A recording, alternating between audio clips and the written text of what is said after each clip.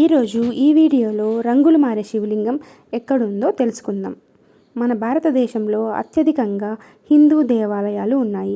అందులో తమిళనాడులో అతి పురాతన ఆలయాలు అత్యధికంగా ఉన్నాయి.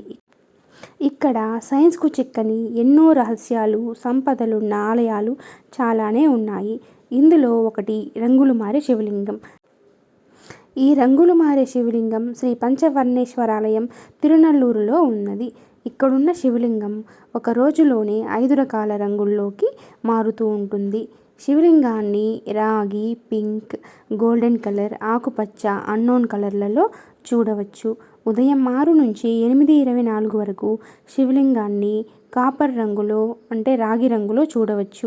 8:25 నుంచి 10:48 వరకు పేల్ రెడ్ రంగులో శివలింగాన్ని దర్శించుకోవచ్చు.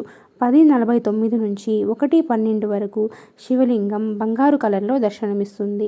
1:13 నుంచి 3:36 వరకు గ్రీన్ కలర్లో చూడవచ్చు.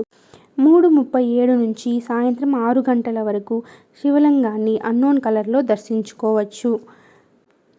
ఈ ఆలయాన్ని చోళ రాజులు నిర్మించారు. ఈ ఆలయం చుట్టూ ప్రదక్షిణాలు చేస్తే మనకు కైలాసగిరి ప్రదక్షిణ చేసినంత పుణ్యం లభిస్తుందని పెద్దలు చెబుతున్నారు.